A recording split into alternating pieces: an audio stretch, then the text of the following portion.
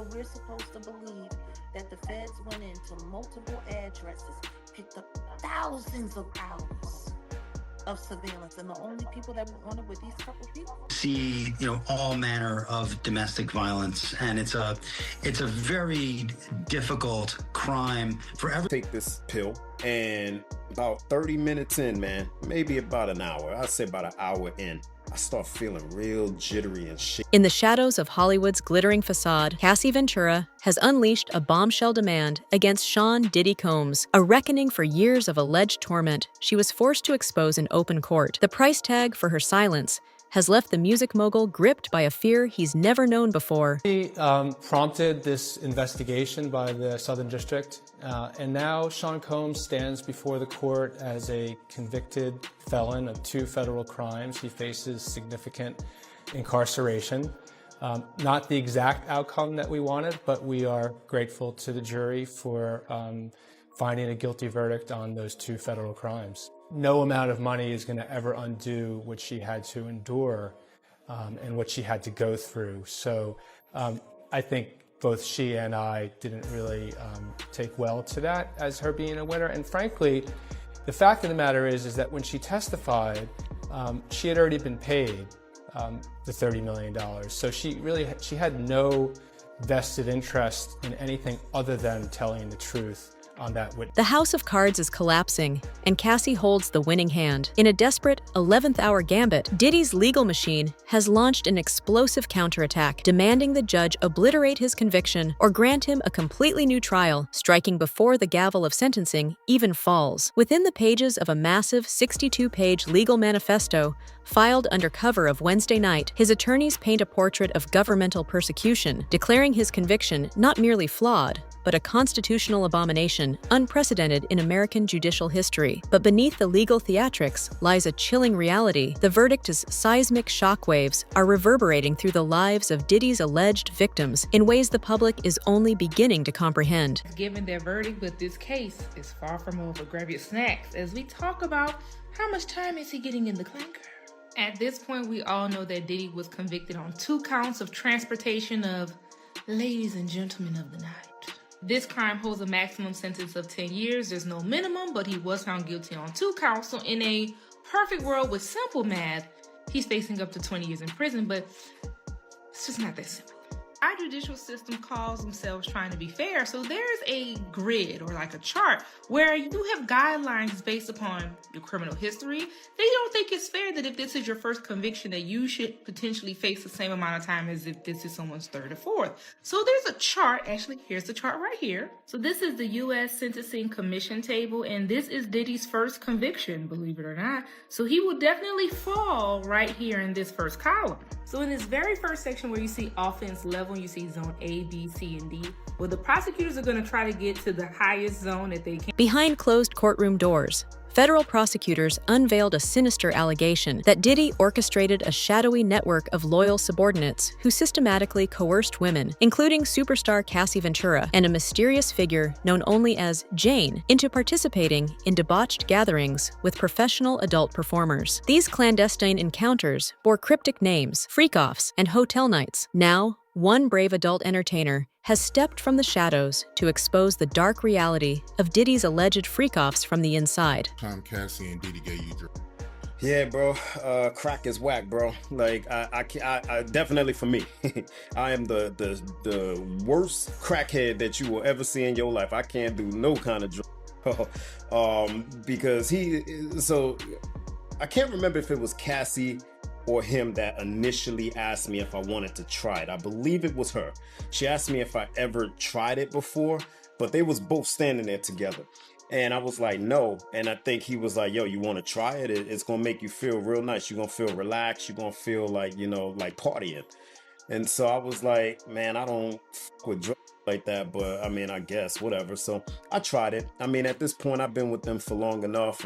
They're not hiding their identity no more. I'm shooting this with Cassie all the time now. Like, every time that we're together, we talking for hours and so I feel a level of trust. And so I take this pill, and about 30 minutes in, man, maybe about an hour, I'd say about an hour in, I start feeling real jittery and shaky and real chattery. I start talking a lot.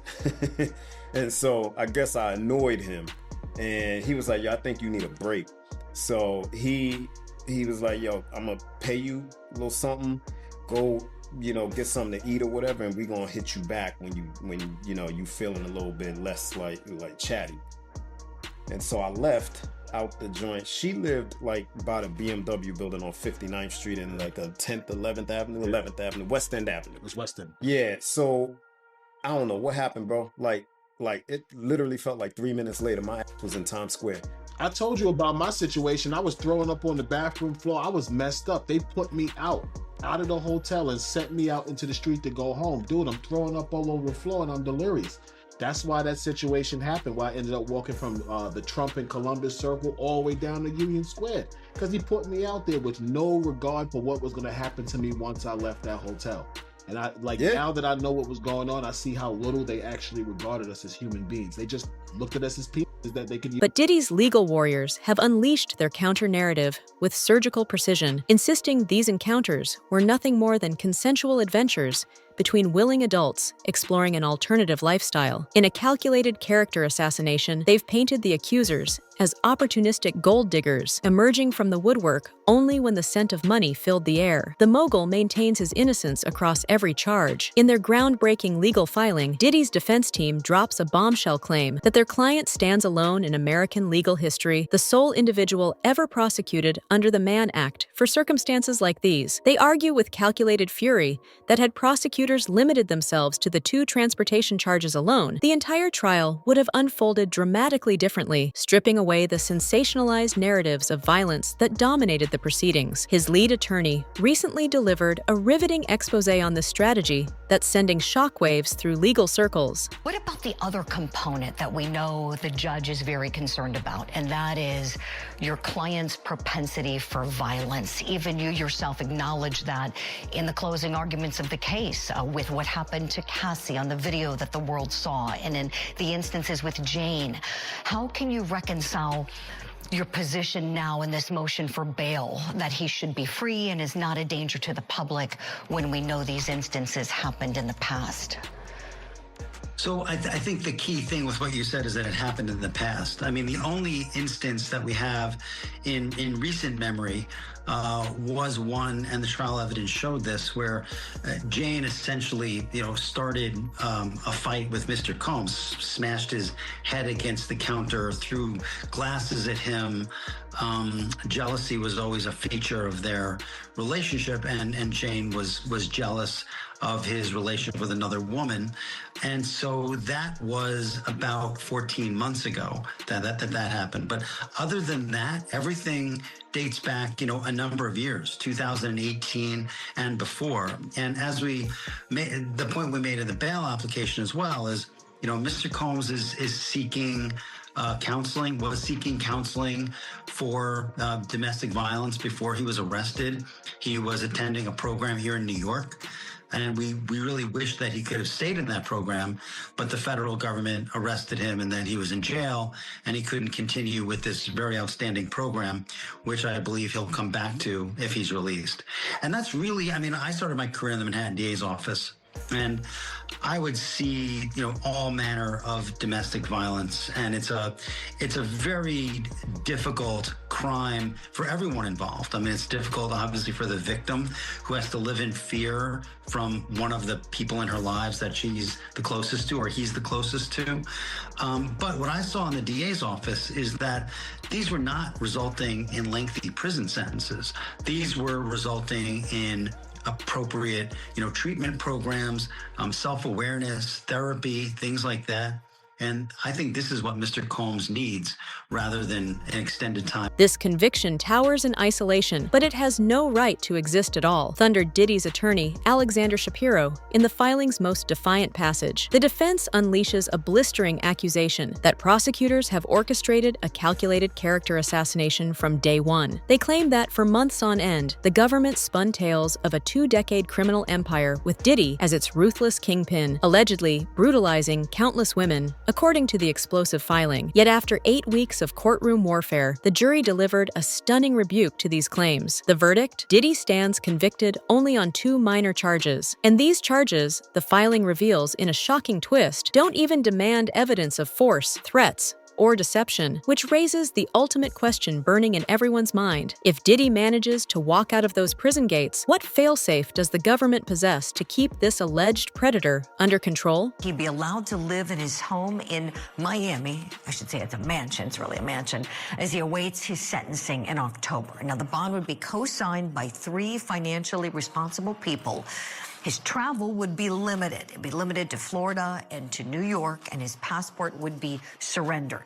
His lawyers say if necessary, they would even add in home detention, so electronic monitoring, private security, mental health treatments, also substance abuse treatment, and electronic surveillance to make sure that he stays where he's supposed. The prosecution's case hinged on a stunning legal interpretation that Diddy violated federal law simply by orchestrating interstate travel for a long-term girlfriend or compensated performer for intimate encounters. This, according to the filing's explosive revelation, represents the entirety of his conviction, nothing beyond this narrow scope. Diddy's legal team delivers another shocking revelation. There existed zero financial motive, and every participant was a consenting adult who made their own choices. Yet whispers from multiple corroborating sources paint a far more sinister picture than this sanitized version of events.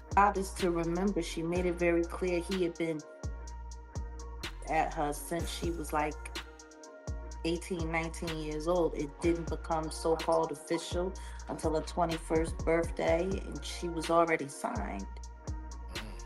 Matter of fact, if I'm correct, I believe that's the night that Britney Spears was there at that party as well, and they said that she was seen left with Diddy, half out of her gourd, and Diddy was joking about what he had done with her.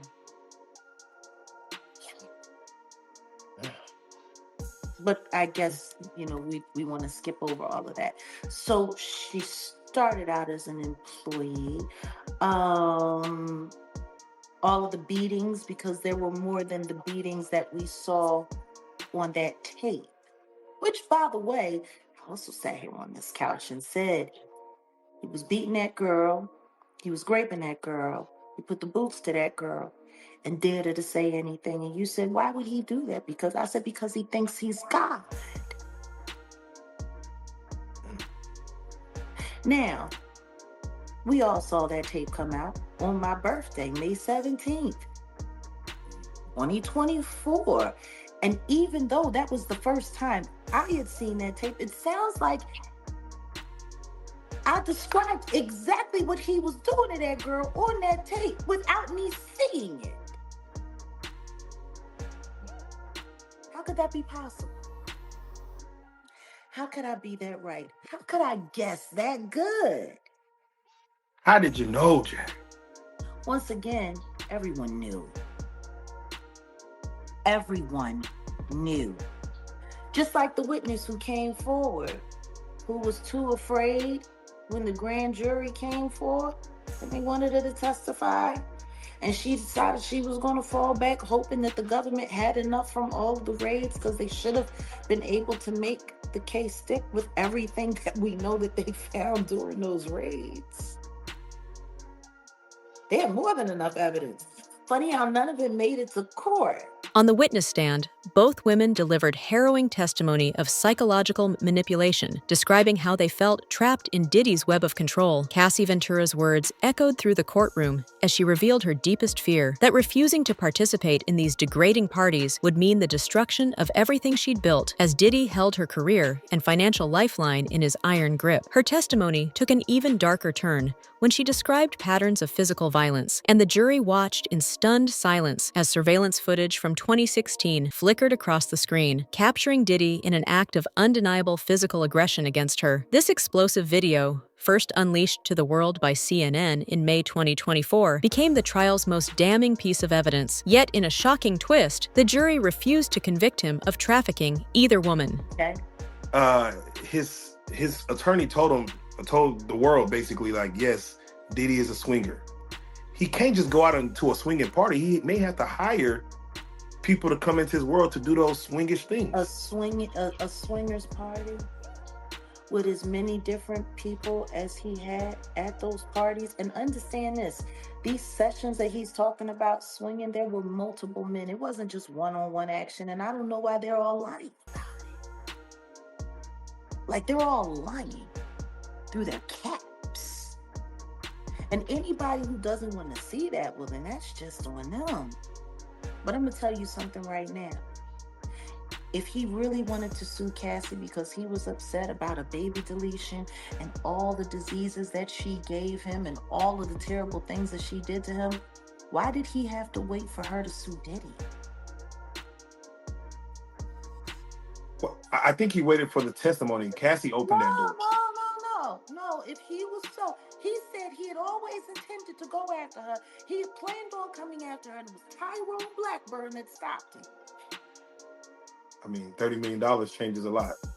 $30 million changes a lot. Come on now. You got VD and all of that, but you had to wait for her to get some money in order for you to want to come forward? That doesn't make any sense, especially when you're a money-grubbing little hoe like him. And he is a money-grubbing little hoe. He's enjoying his press tour, talking about how he might not be the best looking, but he was the best in bed. How would she know, as high as she was? He said they Really? had an 8-year run, like 8 years. Yeah, and in those 8 years, he didn't mind getting burned and coming. Diddy's legal gladiators seize upon this verdict as vindication, proof positive that the jury rejected the narrative of these women as trafficking victims or abuse survivors. They drop another legal bombshell, arguing it's virtually unprecedented for someone to face Mann Act conviction when they garnered zero profit, maintained no direct involvement, and harbored no intent to inflict harm or violate serious laws. The filing's most audacious claim, that Diddy languishes behind bars merely for compensating adult performers who willingly participated in private recordings with his girlfriends, recordings later viewed in intimate settings. His attorneys launch their most controversial defense yet, that these acts fall squarely within legal boundaries, and if they don't, then the law itself crumbles under constitutional scrutiny. They dismiss the videos, fragments of which shocked the courtroom during trial, not as evidence of criminality, but as personal artistic expression shielded by First Amendment protections. But underground whistleblower Jaguar Wright suspects a more sinister conspiracy surrounding which evidence made it to trial and which mysteriously vanished. And that she dropped a lawsuit, he kicked out $20 million in 24 hours. Why would you do that if you did nothing wrong? Why? You were doing it out of the kindness of your heart? But why? Why? Just like Mr. Clayton Bigsby. Because that's what he looks like, the crackhead. That Dave Chappelle used to play on this show, the Clayton Bigsby. He looks just like that to me. I'm sorry, I don't care how magnificent you say you be. I couldn't make it past the look of your face, sir. Cassie would have needed to be high on all of the stuff in that baby oil and everything else, y'all, to be able to make it through you. Or maybe the diddler really chose him because he wanted to make sure there was somebody there that was uglier than him. You know, of all of the things y'all have heard me say to y'all for all of this time, have you ever heard me get into any of these nasty details that you heard pop out through the trial? No. You ever hear me talk about the size of people's members, the nasty little... I pretty much kept it short, didn't I? I spared y'all exactly how trifling and nasty it really was, did I not?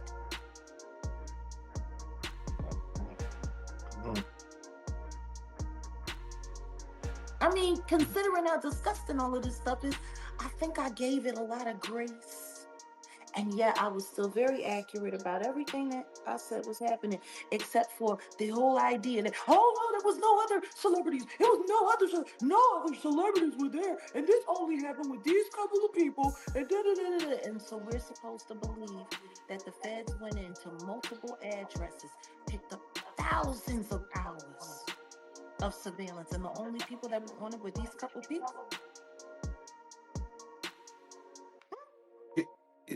So the question, That's what Jack, we're is: supposed to believe. it, do you feel the feds, the prosecution, put on a good case? Did you believe they put their best foot forward, or maybe they rushed things, or maybe they didn't do their due diligence in certain areas? I think, considering what's going on with the Epstein list right now, Yet both women's testimonies painted a nightmarish picture of extortion, describing how Diddy weaponized these intimate recordings as instruments of control, threatening exposure if they dared defy his demands, leaving them drowning in humiliation, terror, and complete helplessness. In a parallel legal maneuver, Diddy's team has unleashed another audacious demand. They're pressuring the judge to shatter his chains with a staggering $50 million bail package, allowing him to taste freedom until sentencing arrives. They paint him as neither flight risk nor danger to society, but the judge has already slammed the door on bail repeatedly, citing a documented pattern of violent behavior. He won. Yeah. He saw how that turned out. Yeah. No, guilty. That's why they do it. To make you an example. To remind you what they're willing to do to keep things the way they want them. It's intimidation. Can't go to the authorities. They're all bought and paid for. You could try to get a special prosecutor, but they'll just pay somebody to reassign him to another case. But when the conversation turns to the ultimate get-out-of-jail card, a presidential pardon, former President Trump reveals the complexity beneath the surface. The complication? Diddy's past words about Trump himself echo like ghosts from the past. Let's not get it twisted. I mean, Diddy has partied with Trump before. Diddy has had parties at the Trump Tower, possible freak-offs at the Trump Towers. We have to look at behind R. Kelly lived out of the Trump Towers when he was doing what they... Isn't it funny how they was able to convict Robert Kelly of a RICO, but not the diddler? And the diddler had so much more money. I mean, Robert Kelly would have had money if he had been able to read and write and known that they was robbing him blind before they put him in jail. But, on the book. Isn't that funny? You want to know what else is funny? That in the middle of that trial, R. Kelly was rushed to the hospital after being overdosed. He didn't overdose himself. The medication was given to him by the people in jail. And his legal team came forward and said that the feds were trying to kill him. There was another prisoner who said that they was going to let him do the deed. All he had to do was just beat the crap out of him. And when he went to the hospital, body was filled with blood clots.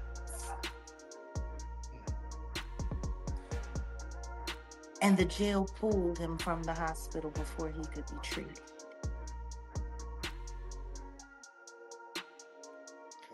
Interesting. Okay. Tory Lanez also almost lost his life. While I was in New York, first day of trial after the jury had been selected. Funny, I know nobody's talking about that either. Yeah, do you feel that was a hit from the outside?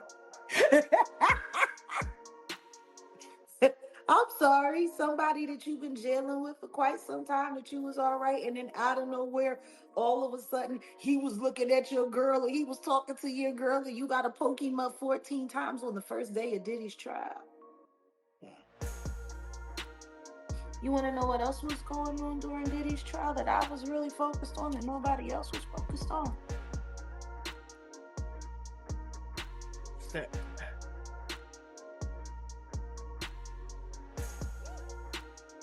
Demore Hadley. Oh, yes. Daughter of Desiree Perez. See, I went to the courthouse. I saw exactly what it was hitting for. I knew it was all... I knew they was the whole goddamn thing up, and I knew they had everybody wagging the dog and working. Holmes, Right. would you consider pardoning him? Well, he was essentially, I guess, sort of half innocent. Yes. I don't know what they do. He's still in jail or something, but he was celebrating a victory, but he seems, I guess it wasn't as good as a victory. Probably, I was very friendly with him. I got along with him great. and seemed like a nice guy. I didn't know him well. But when I ran for office, he was very hostile. He said some not so nice things about you, sir. Yeah, and it's hard, you know, like you, we're human beings. Right. And we don't like to have things cloud our judgment, right? But when you knew someone and you were fine, and then you run for office and he made some terrible statements. So I don't know, it's more difficult. It makes it more, I'm being honest, it makes it more difficult to do. But more likely a no for Combs, I it would sounds say like. so. During Trump's revealing interview, Diddy remained caged in the same notorious federal fortress that stands as the sole survivor after its twin facility shuttered in 2019. That facility's doors closed forever following the death that shook the world. Jeffrey Epstein, Trump's disgraced former associate, who met his controversial end while awaiting his own day of reckoning. While authorities maintain Epstein orchestrated his own demise, his family continues to wage war against this narrative, insisting darker forces were at play. Epstein has made explosive allegations in an Australian exclusive interview with 9 News. Mark Epstein claims the convicted pedophile was murdered behind bars and is calling on President Trump to reopen the probe into his death. Another day, another Epstein denial from Donald Trump. I never had the privilege of going to his island. Tonight, Jeffrey Epstein's brother Mark says he wants the president to reopen the investigation into the defender's 2019 suicide. Do you believe since your brother's death there has been a cover-up? Well, there's certainly been a cover-up of his death. I'm just concerned about the fact that it looks like he was murdered. What motive do you think somebody might have had for wanting to kill him? To quiet him. He had dirt on people. In 2016, during the election, he told me that if he said what he knew about the candidates, that they would have to cancel the election. Donald Trump was one of those candidates, Hillary Clinton the other. There's no suggestion either was involved in Epstein's death. The US president admits he was friends with Jeffrey Epstein for years, but denies any wrongdoing. And in the early 90s, I know Trump was in Jeffrey's office a lot when he was in financial trouble. They used to fly in each other's planes. Jeffrey would tell me funny stories, what happened when they were together. Today, Trump shared why that relationship fell apart. Because he did something that was inappropriate. He hired help.